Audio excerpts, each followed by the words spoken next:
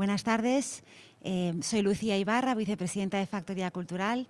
Bienvenidos a la charla Foro de Expertos.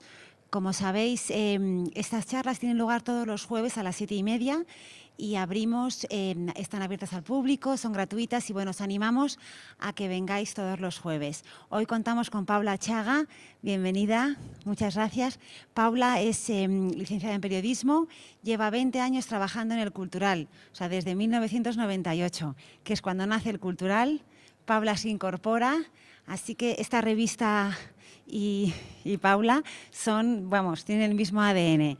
Entró como redactora, pasó luego a ser responsable de la sección de arte, después a ser responsable de la página web y de los contenidos, y ahora es subdirectora. Desde hace pocos meses, desde septiembre de 2017, es subdirectora. Entonces, bueno, Paula nos va a contar cómo es su día a día, cómo consigue sacar la revista semanalmente, que trabaja más a dos niveles, porque es el formato papel y el formato online.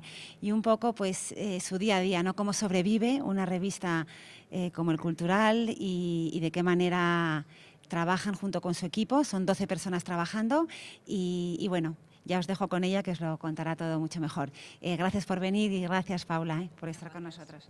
Gracias, Lucía. Muchas gracias. Sobre todo voy a sentarme porque creo que estoy un poco más cómoda. Quería agradecer a Lucía Ibarra y a Rosina Gómez Baeza que me hayan invitado a esta charla, porque bueno, me parece muy interesante que vosotros, que el público, pues quiera conocer el funcionamiento de una revista como El Cultural, que bueno, como os decía, voy a ver si me apaño con el micrófono es una revista que nace, como decía Lucía, que nace hace 20 años. De hecho, el título de la charla también podía ser 20 años de una revista cultural y cómo ha sobrevivido, que no es fácil, porque además nosotros somos una revista independiente, ahora os lo explicaré, porque en el 98, aunque ahora salimos con el diario El Mundo, el Cultural nace en el 98 con una gran parte del equipo del antiguo ABC Cultural, que siguiendo a Luis María Ansón, que es presidente actual del Cultural, en su apuesta por un nuevo periódico, entonces La Razón, pues se lleva parte del equipo y comienza una nueva andadura. Ya con la directora actual, con Blanca Berasategui como directora, empezábamos un equipo distinto al actual, las cosas han cambiado un poco, pero comenzábamos muy cerca todavía físicamente de ABC, del periódico del que muchos habían salido. Yo me incorporé en ese momento al proyecto del Cultural, pues comenzábamos, como decía, muy cerca físicamente del periódico ABC, pues esta nueva aventura que el año que viene cumple 20 años, o sea, el año que viene celebramos aniversario. Y es que antes de empezar un poco esta charla sobre nuestro modo de trabajar, sobre cómo elegimos los temas y estas cosas, pues me parecía también importante que supierais cómo hemos llegado hasta aquí, como un poquito de historia para entender pues cómo los cambios en el periodismo de estos últimos años nos han hecho de nosotros, del Cultural, pues lo que somos hoy. Es cierto que nuestro camino no ha sido demasiado fácil, porque ya en el 99, al año de empezar, empezaron un poco las turbulencias y movimientos a nuestro alrededor, que en realidad han sido la tónica no solo del Cultural, sino del periodismo en general de los últimos años.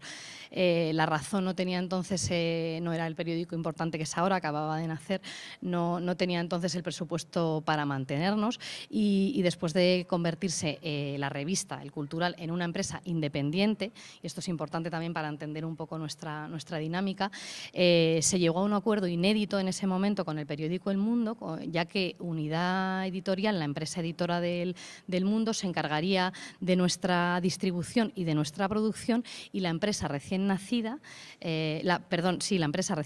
Prensa Europea del Siglo XXI, que es como se llama la editora del Cultural, se encargaría de la redacción y de los colaboradores. Era un modo de asegurar la supervivencia y también una manera de ser independientes, porque empezamos a no ser de nadie. Esto tiene sus ventajas y sus inconvenientes, claro, pero la independencia en cualquier caso ha sido desde ese momento, desde el 99, que nace esta nueva empresa, pues una marca de la casa y una manera de distinguirnos también de los otros suplementos culturales, que sí que son pues más suplemento de un periódico. Nuestra ambición realmente es de de revista y de revista independiente, porque además de venderse con El Mundo los viernes, El Cultural puede comprarse en librerías especializadas, y esto no lo sabe mucha gente quizá, como en La Central, librerías grandes o kioscos importantes, por €1 durante toda la semana. O sea, realmente nuestra vocación es bastante de revista. Eso sí, con esta independencia pues también tuvimos que cambiar también nuestro modelo de como empresa, de estar tranquilos y con las espaldas cubiertas, como cuando trabajas en un gran grupo de comunicación o en una empresa editora, simplemente, tampoco muy grande, pues a ser nosotros los que nos teníamos que sacar las castañas del fuego, buscar los patrocinios y la manera de sobrevivir, porque, como digo, el periódico se encargaba de una parte de nuestros gastos, de la producción y de la distribución, pero no del resto de la revista. Así empezamos a saber también cómo se trabajaba con la otra parte, es decir, con la búsqueda de patrocinios y de publicidad por nuestra cuenta, que es lo que ha hecho que podamos sobrevivir todos estos años. El primer patrocinio importante, la primera ayuda que recibimos, que es muy de agradecer, era de Telefónica. Eso nos permitió durante unos años vivir muy tranquilos, una estabilidad que fue muy importante en un inicio, gracias, como digo, a este importante patrocinio. Fueron unos años en los que, menos mal que estábamos tranquilos en ese sentido, porque todo a nuestro alrededor empezaba a cambiar. Había un terremoto mucho mayor que no íbamos a poder resolver así como así, que iba a cambiar nuestro modelo ya como editora, que era Internet, lógicamente. Llegó para facilitarnos el trabajo, Internet, pero también para poner patas arriba un poco el modelo que concebíamos la comunicación. Esto supuso mucha más revolución que cambiar de jefes, de oficina o de cualquier otra cosa. No sabíamos que entonces este cambio además llevaba asociada a una importante crisis, no la económica, que esa vino luego también, sino esa que llevaba emparejada un cambio de modelo de negocio de la edición centenario, que tuvo que adaptarse pues al mundo digital. Diría en parte que desde aquel momento, que en El Cultural esta adaptación a Internet comenzó por crear una pequeñita, una básica, diría yo, página web donde solamente volcábamos los contenidos que salían en aquel momento no salíamos los viernes, yo creo que empezamos saliendo los miércoles, me parece. Hemos salido los miércoles, los jueves y los viernes. Bueno, el contenido que entonces salía con el papel se volcaba a la web. Era una cosa muy básica en la que prácticamente no había edición. A partir de ahí, todo nuestro trabajo, el que ha tenido que ver con Internet, ha sido autodidacta. Nuestra manera de empezar a movernos era prueba-error. Cuando veíamos que nos equivocábamos y que no funcionaba, cambiábamos y a otra cosa. No ha habido otra manera. La verdad es que es bueno, pues creo que ha sido así, creo que ha funcionado así para casi todo el sector, porque realmente nos pillaba todo un poco con el paso. Todo iba más rápido que lo que nosotros podíamos ir y nadie sabíamos realmente mucho. Poco más sabemos ahora, pero por lo menos ya estamos familiarizados con el mundo de las audiencias, que era un territorio propio más de la televisión, que entonces para nosotros era desconocido. Los responsables de las páginas web pronto tuvimos que empezar a preocuparnos por eso, por los perfiles de lector, de repente, por las redes sociales, por todo lo que esto traía aparejado. Otro de los motivos por los que ha cambiado nuestro trabajo durante estos 20 años ha sido también el cambio de paradigma, porque antes la cultura era eso, cultura. Y ahora todo lo que la cultura va mucho más allá. Ahora todo se engloba en lo que llamamos la industria cultural. Las técnicas de marketing se han hecho mucho más sofisticadas, todo se ha modificado, la relación de los periodistas con los creadores. Antes era mucho más directo. Yo recuerdo cuando llegué de redactora, que tampoco era nadie, enseguida me daban el teléfono de un artista, le llamaba a su casa, me pasaba por su estudio. Todo esto ahora se ha complicado muchísimo, hay cantidad de intermediarios, ya nada es tan natural como antes ocurría, que la verdad es que, bueno, en ese sentido sí que da un poco de pena que se haya perdido esa naturalidad, esa frescura de la relación del periodista con el artista o con el creador, con el escritor. Recuerdo haber ido a casas de escritores a que les pedías un artículo, no te lo podían dictar, a lo mejor pues porque eran muy mayores. Recuerdo algún académico y me decía, pero vente a mi casa que yo te lo cuento y tú luego lo escribes. Eso era, vamos, estaba a la orden del día. Ahora todos son intermediarios, a todo hay que llamar a una agencia, a una persona que te pasa con otra otra persona, que nunca llegas a la persona al final a la que quieres llegar, y a lo mejor es un artista joven con el que de repente un día lo conoces por otro motivo y luego te llevas fenomenal y todo es mucho más fluido, pero hay mucho intermediario.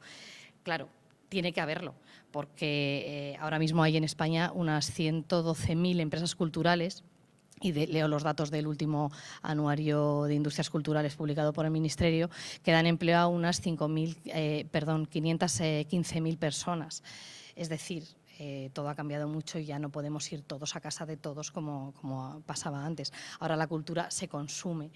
Y han llegado para todos estos índices de audiencia, los libros más vendidos, los taquillazos, para el cine y para el teatro. La industria cultural española constituye una importante parte del Producto Interior Bruto, del 3,2%, si tenemos en cuenta las industrias que tienen que ver también con la propiedad intelectual. Y el periodista pues es parte de esta cadena que abarca al artista, al crítico, al galerista, al comisario, al director de museo. Somos uno más del engranaje. También, por supuesto, a los agentes intermedios que os comentaba, y también al público que lo consume y que lo lee. Es decir, que los periódicos, los medios de comunicación, somos muy responsables de lo bueno y de lo malo que le ocurra a nuestra cultura, porque somos también en gran parte sus principales catalizadores.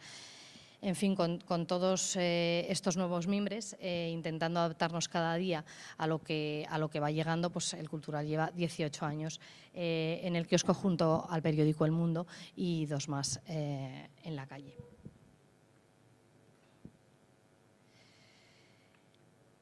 La semana en el Cultural, que he colgado aquí una foto de nuestra redacción y podéis ver los nombres de mis compañeros con los que trabajo. Somos 12 personas. El Cultural echa a andar cada semana los lunes en una reunión a primera hora de la mañana que marca la pauta de la revista. La revista se cierra los viernes para salir el viernes siguiente a la calle. Es decir, que tenemos un plazo ahí en el que todavía no ha llegado al lector, pero nosotros ya la damos por cerrada. En estos 5 días, de lunes a viernes, antes de salir al kiosco, los temas se debaten, se deciden, se cambian, quiero pensar que se mejoran, de lo que hablamos el lunes a lo que llega el viernes y a lo que os llega a vosotros. Los contenidos que luego el viernes por la tarde nosotros los damos a un botoncito, todo se envía y va el Cultural a la imprenta, lógicamente, a todo el lector que esté interesado en la cultura. El que tenga más tiempo, quiera un análisis más en profundidad, va a tener las críticas y los reportajes en papel, en los que estamos trabajando a veces hasta 2 y 3 semanas, y la noticia del día online, que es una noticia rápida, que trabajamos nosotros en la redacción sobre todo, aunque también pues, pedimos artículos, lógicamente.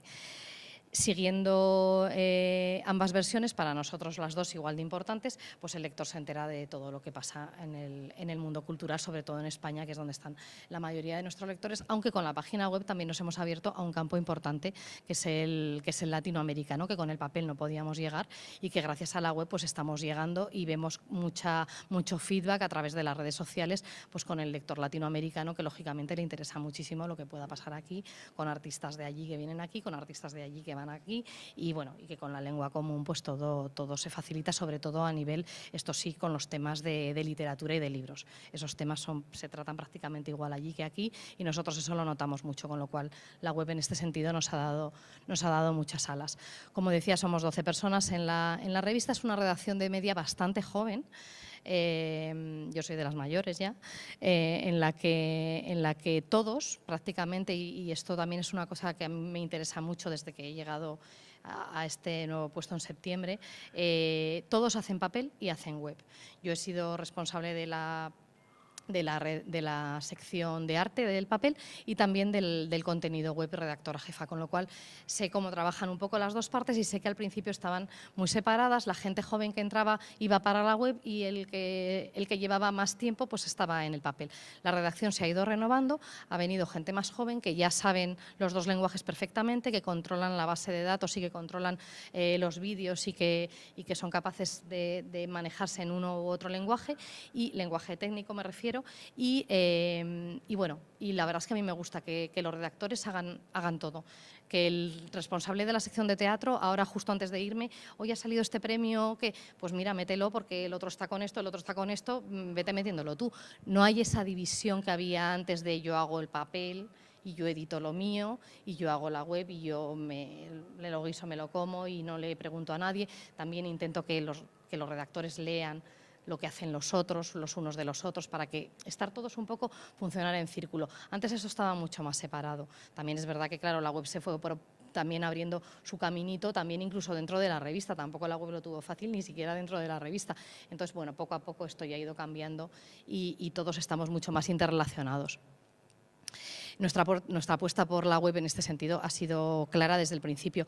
Esto es un mérito también de la directora Blanca Berasategui, que desde muy pronto, desde el principio, casi fuimos la primera web cultural que salió mucho antes, desde luego, que salieran las de otros suplementos culturales que ahora todos tienen, lógicamente. Así que en la reunión de los lunes, como decía, organizamos los temas que vamos a tratar en ambos soportes. Muchas de las críticas de libros y exposiciones que salen en la revista tienen también su reflejo en la web y su ampliación. Una entrevista con un escritor, por ejemplo, que completa una crítica, o una entrevista con un artista en el papel se completa luego en la web con una galería, con un vídeo. Las películas llevan su tráiler, las obras de teatro llevan sus vídeos, porque además ahora eso, claro, todo te lo mandan. Los que estrenan la película te mandan el tráiler, los del teatro te mandan al actor. Nosotros intentamos que, si va a haber una entrevista importante, en el libro tenga, por ejemplo, primer capítulo publicado en la web. Pedimos a las editoriales que nos dejen sus primeros capítulos, de manera que si va a haber un tratamiento importante, o bien a modo de entrevista o bien a modo de crítica importante del libro de la semana, pues eso tenga su reflejo en la web y el lector pueda, cuando llega el momento de pasarlo a la web, pueda ampliar leyendo el primer capítulo o leyendo la entrevista con el autor, o etcétera. En este sentido, la web es nuestro aliado perfecto, porque para dar al lector una visión más completa es lo ideal. Si en papel solo ha podido leer una de estas cosas, la crítica, por ejemplo, pues en la web cuenta con mucho más material que mejora y amplía su visión sobre un artista determinado, un escritor, un autor de teatro, pues el que toque. Nos preguntan muchas veces por el cambio de registro entre la web y el papel. Y lo cierto es que nosotros no intentamos que, aunque aprendemos sobre la marcha y a lo mejor estamos equivocados, intentamos que este cambio de registro no ocurra. Es decir, que el redactor que hace una entrevista para un autor, y ha pasado alguna vez, pensando en la web, luego de repente se ha visto que era súper importante, que ha llegado de repente una crítica del New York Times poniendo ese libro por los aires y ha acabado de portada de la revista. Esto ha pasado alguna vez. O sea que para nosotros el lenguaje, en ese sentido, la importancia en la que un redactor se enfrenta a un tema es el mismo. No porque sea la web es algo menor o lógicamente tienes menos tiempo para cosas inmediatas, para las cosas de la noticia, del premio, de tal, eso sí. Pero cuando tú trabajas, te lees un libro, todos los redactores que hacen una entrevista a un escritor se leen un libro. Cuando hacemos una entrevista a un artista, nos preocupamos por conocerle. Si vive en Madrid, se procura ir al estudio a hacer la entrevista. Si no, se hace por teléfono, pero conteniendo toda la información, lo mismo que si la fuéramos a hacer para el papel o para la web. Para nosotros ahí no hay diferencia. Es decir, que cuando nos preguntan por este cambio de lenguaje o de importancia o de enfrentarnos a un tema para la web o para el papel, no hay diferencia. Para nosotros, no hay diferencia. Por supuesto que adaptamos luego en la web lo que llega del papel, lo adaptamos completamente. A veces cambiamos el titular, porque en los titulares en la web hay veces que el lector se engancha de otra manera, y eso ya con los años también lo hemos ido aprendiendo. Al principio no cambiábamos prácticamente nada, ahora cambiamos cosas, cambiamos el titular, añadimos fotos. Antes iba una foto arriba y luego las 2000 palabras. No, ahora sí son 2000 palabras, hay que poner mucha foto por medio, no se traslada todo igual.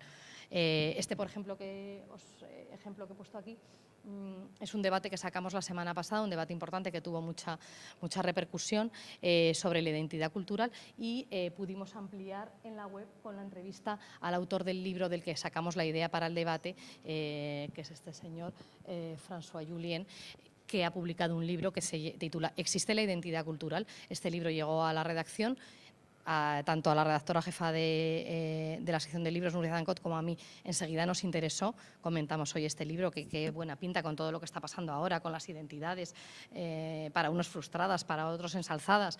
Creo que hay que hacer algo. Nos pusimos manos a la obra. Primero pensamos en la entrevista. Al final la cosa creció. En el papel fue la portada un tema con 15 intelectuales, creadores, artistas que nos dieron su visión sobre la identidad cultural, lo que para ellos significaba, si existe, si creen que una va en prejuicio de la otra o no. Y en cambio en la web quedó la entrevista con el autor, que era lo que originariamente iba a ser el tema en el papel. Es decir, que todo es un círculo en el que empezamos a trabajar con una idea y que luego a lo largo de estos 5 días de semana, pues bueno, se va desarrollando de una u otra manera, se va viendo, hablas con, de repente, me parece que al primero que llamamos, yo creo que fue a Javier Gomá, el filósofo, y rápidamente vimos que le interesaba muchísimo el tema y él mismo ya planteó que escribía un artículo. Entonces dijimos que, bueno, pues que mejor llamara a varios para que hubiera distintos puntos de vista, y ya os digo que la cosa se convirtió pues en que 15 personalidades de la cultura, entre ellas pues la artista Dora García o el artista Francesc Torres, la comisaria Chus Martínez, el filósofo Javier Gomá, acabaron escribiéndonos unos textos estupendos sobre lo que era para ellos la identidad cultural. Y la entrevista con el autor del libro, un libro muy interesante, salió a la web el mismo día que salía el tema en papel. Lógicamente, como decía, la página web nos sirve para la inmediatez del día a día, pues eso no tenemos más remedio, porque además con estos cierres que os he explicado de una semana de antelación, pues al papel no llegamos a muchas de las cosas. Hoy mismo, por ejemplo, le han dado el premio Cervantes al escritor nicaragüense Sergio Ramírez y gracias a la web pues esto se comunica hoy en el Cultural. Si tuviéramos que esperar a la revista, nuestro lector no se iba a enterar hasta no mañana, que ese número ya lo tenemos en la redacción. Sale mañana, pero nosotros ya lo tenemos, sino hasta el siguiente viernes, que es el número que estamos cerrando pues entre hoy y mañana. Pedimos además para completar la noticia pura y dura en la web, tampoco no nos queremos quedar ahí, y en la web siempre intentamos también pedir artículos de opinión, artículos más serios que lo mismo, vuelvo a lo de antes, que pediríamos igual para el papel si tuviéramos una revista o un periódico que sacara al día siguiente. En este caso, pues el escritor Juancho Armas Marcelo, que además es bloguero del Cultural, director de la Cátedra Vargas Llosa y conoce muy bien la obra de Sergio Ramírez, pues se va a encargar de hacer un artículo que estará llegando a la redacción, yo creo que ahora, porque me ha dicho que sobre las 7:30 lo enviaba, pues un artículo un poco más reposado, analizando la figura de Sergio Ramírez, y esto lo vamos a publicar esta misma tarde. Con lo cual, pues la web nos demuestra otra vez pues, que es realmente nuestro mejor aliado, sin cambiar, como decía, el lenguaje. No es peor ni se pone menos interés en lo que sale en el papel. Desgraciadamente para nosotros, los anunciantes todavía no lo tienen tan claro como nosotros. Para ellos todavía el papel es lo importante. Cuando vas a vender publicidad y va a salir en papel, pero yo quiero también que salga el papel. Al final la web queda relegada a un banner que además, como no lo tienen tan en cuenta, te lo pagan mucho menos que lo que pagan las publicidades en el papel, con lo cual la web sin el papel hoy por hoy no podría subsistir. O sea, es el papel el que tiene la importante carga de publicidad y bueno, y es así. O sea, a pesar de las visitas que tenemos y del movimiento que hay en nuestra página web y de la ida y vuelta con el mundo latinoamericano, pues el anunciante y la empresa todavía no lo valora igual, piden más web que papel, aunque ya os digo que es la misma información, los mismos artículos o mejores, salen más rápido. Con nuestros críticos trabajamos con los mismos críticos en la web que en el papel. En el papel tienen bueno, unas dinámicas de trabajo, de ir a visitar la exposición, entrega tal día, con un tiempo X, pero cualquiera nos puede hacer rápidamente, si pasa cualquier cosa, un premio como este del Cervantes, en el caso del Velázquez la semana pasada con Concha Jerez, pues lo mismo, rápidamente pides a alguien un texto, te lo manda igual que si te lo mandase para el papel, y son los mismos nombres, los mismos colaboradores y los mismos críticos que trabajan con el mismo interés. Pero el anunciante, como digo, pues todavía no lo ve. Aunque la reunión de los lunes, como decía, pone en marcha la semana, dibuja las páginas y organiza el trabajo de la web, hay cosas que han echado a andar muchísimo antes, es decir, que hay un tercer nivel de trabajo el papel, el de la web, y ahora un tercer nivel de trabajo, que son los reportajes que llevan más tiempo, que llevan más tiempo de gestión, de preparación, como son la gestión de algunas entrevistas, artículos que pedimos a historiadores, a comisarios internacionales, luego se puede explicar y se puede ver, llamar para pedir colaboraciones o entrevistas complicadas, gestionar con estudios de artistas. Yo llevo un par de meses, por ejemplo, pues detrás del estudio de Jasper Jones para que nos dé una entrevista, todavía no la he conseguido. No conseguimos, por ejemplo, llevábamos un montón de tiempo con ella, pero hace una semana que se ha inaugurado en el Guggenheim la exposición de Hockney, pues no conseguimos la entrevista. La crítica saldrá mañana en el papel, en cambio, pero la entrevista pues no ha sido posible. Un nivel, en fin, que requiere mucha más previsión, una agenda muy importante, unos listados muy claros de previsiones, que yo exijo siempre a todos los redactores del Cultural, un orden, una agenda muy importante, porque bueno, es verdad que la actualidad manda y que al Cultural le interesa sacar aquello que puede ver y aquello que puede saber que existe. Es decir, que la agenda es importante para saber cuál es el mejor momento para sacar unos temas y no otros. No siempre vamos con la agenda, pero es importante. Es importante saberlo, ya te digo, pues porque cuando recibimos los libros o cuando sabemos que las exposiciones están abiertas, nos tenemos que organizar, hay que elegir al crítico más adecuado para una cosa u otra, no todo el mundo vale para todo. En letras está muy claro, porque el que se encarga de literatura extranjera o el que se encarga de literatura española, en arte también los hay con sus especificidades, el que está más cercano al pop o el que está más cercano al artista joven o el que está más cercano al mundo clásico, pues hay que organizarlo con cierta antelación, hay que programar sus visitas con los museos, con las galerías, y entonces, bueno, tener una agenda en este sentido pues es muy importante. Esto es un listado de nuestros principales críticos. Si conocéis el Cultural y la revista, pues habéis visto que la crítica es parte principal de la revista, sobre todo en las secciones de libros y de arte. Las opiniones de los críticos ocupan una parte muy importante de la revista. En realidad, los suplementos culturales son el espacio ideal para este tipo de textos críticos, en el sentido estricto, no negativo del término, con lo que sucede en el mundo cultural. Nuestro deber como suplemento es hacer de este espacio un lugar donde se pueda ejercer la crítica con independencia y con rigor. Apostar y confiar en los críticos pues es la base de esta relación, ya que una buena o mala crítica por parte de ellos pues afecta también a nuestro prestigio, lógicamente. En ambas secciones, tanto en la de letras como en la de arte, publicamos cada semana el libro y la exposición de la semana. Lo más destacado, creo que viene aquí, esta es del último número, nuestro libro de la semana y nuestra exposición de la semana. Casi siempre, siempre en España. Normalmente nuestro lector, como digo, nuestro producto está dirigido al lector español y es importante, por tanto, que el libro esté en la calle, que el lector lea esta crítica y pueda decir me voy a la librería corriendo a comprármelo, o que lea la crítica, en este caso, de Elena Voz Mediano y diga pues me voy a la Biblioteca Nacional a ver esta estupenda crítica de la cartografía que acaban de inaugurar y que ya, por ejemplo, pues la pone fenomenal. Aquí, para decidir estos temas y que va a ser una cosa que va a ir en un lado, que va a ir en otro, el consenso con los críticos pues es una parte esencial. Ellos son los que han leído el libro, los que han visto la exposición y los que después de esto nos ayudan a decidirnos si merece que sea libro de la semana, si merece que sea exposición de la semana o crítica interior o exposición interior en el resto de las páginas de las revistas. Esto es, junto con la decisión del tema de portada, una de las más importantes de los lunes. Tenemos la suerte, además, de contar con un equipo estupendo de críticos. En su momento tuvimos en el Cultural al mejor crítico de literatura española, el gran Ricardo Senabre, que murió hace 2 años, y yo creo que tenemos la que hoy es una de las mejores críticas de arte contemporáneo, Elena Voz Mediano, que es además yo creo que la más libre y la más valiente. La verdad es que es un honor contar con ella. Además, críticos que llevan con nosotros muchos años, como Rafael Narbona en los libros, José María Parreño, Rocío de la Villa también en la sección de arte.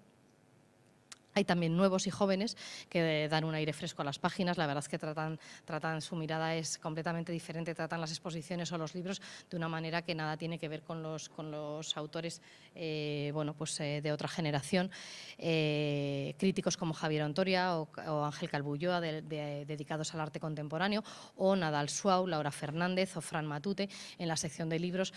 Son críticos, como digo, en los que el relevo generacional que he comentado que también ocurría en la redacción ha ocurrido también en la crítica, y la verdad es que estamos con ellos encantados. Es otra aproximación al libro, a la exposición, que yo cuando los leo la verdad es que me encanta tenerlos ahí y poder contar con ellos.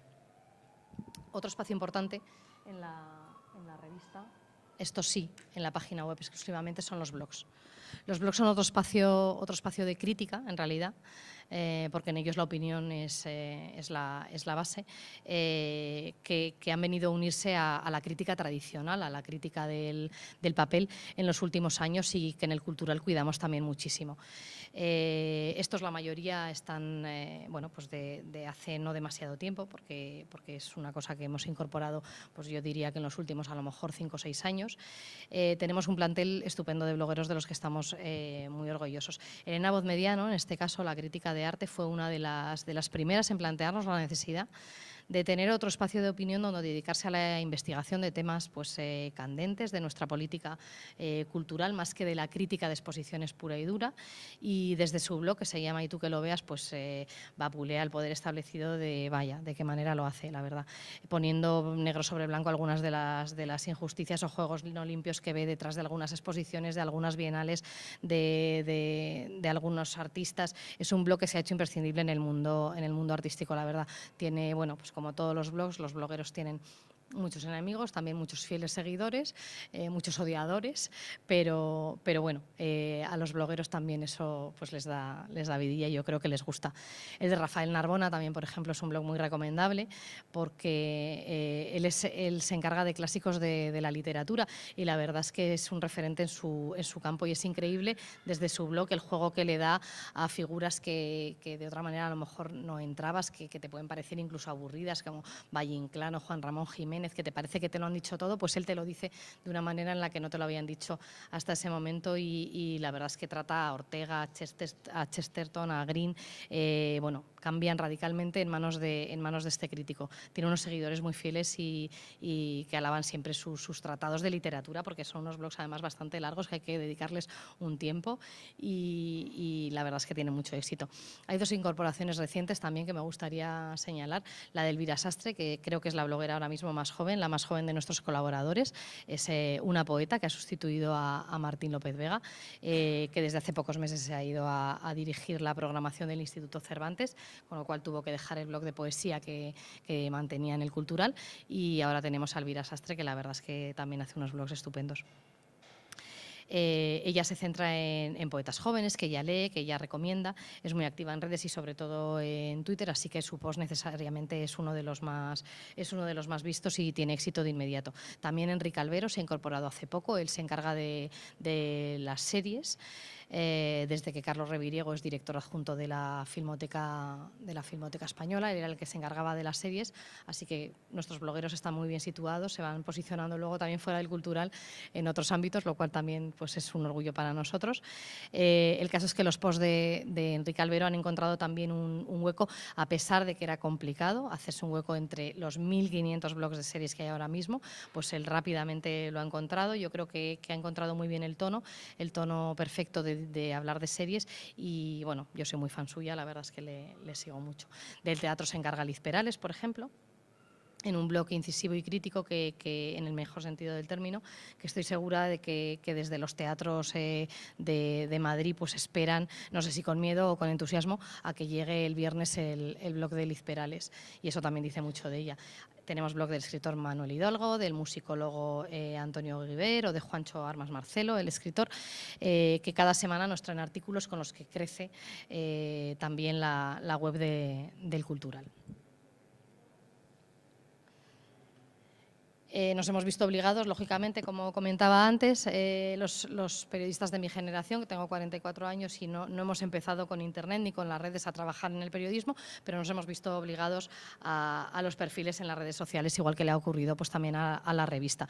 Enseguida aprendimos que los medios de comunicación debían mejorar o adaptar su comunicación a los tiempos y que el lector, que antes era de algún modo pues, un ente más abstracto, ahora mismo es alguien que con las redes se convierte en un interlocutor cercano, que te increpa, que te alaba, que lo hace en tiempo real y al que le tienes que contestar y dedicar también tu tiempo y tu espacio en la semana y en la redacción.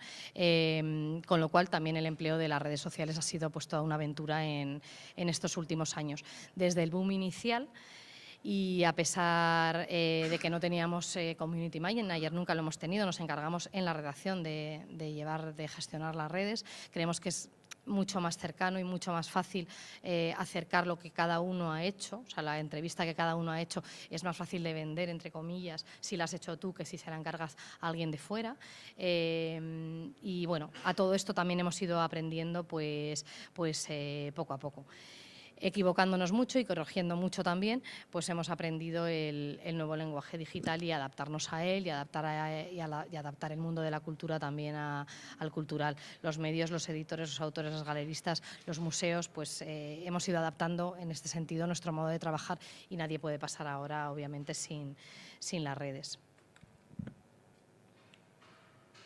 Quería hablaros también un poco de las visitas, porque para ser una web independiente, nosotros la web elcultural.com es completamente independiente del mundo. En este sentido, la independencia todavía es mucho mayor. No se accede a través del periódico, sino directamente a través de nuestras redes sociales o por búsqueda directa en cualquier buscador.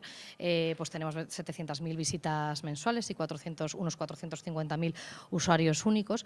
Y es curioso a veces analizar los temas más vistos de la semana. Esta vez ha sido el tema de la identidad cultural, el que os comentaba antes, pues el que ha sido el boom un poco de la semana, el debate entre creadores e intelectuales, una crítica de Elena Vozmediano, ha sido también, yo creo que estaba la de Marcel Sama, esa es una crítica de Elena Vozmediano, que también está entre lo más visto de la semana, y eso que no es fácil que las críticas a veces se hagan hueco entre lo más visto. Hay otros temas como un poco más inmediatos que son los que alcanzan más visitas, como el premio, por ejemplo, a Andrés Barba. Las cosas de premios, de noticia inmediata, tiene mucha más visibilidad en la página web, pero bueno, las críticas a veces se cuelan. Un blog de Narbona, el de Silvia Plath, por ejemplo, es un blog de Narbona que os comentaba antes. Y en fin, estas son un poco las cosas que vemos en la página web. No querría entretenerme mucho más.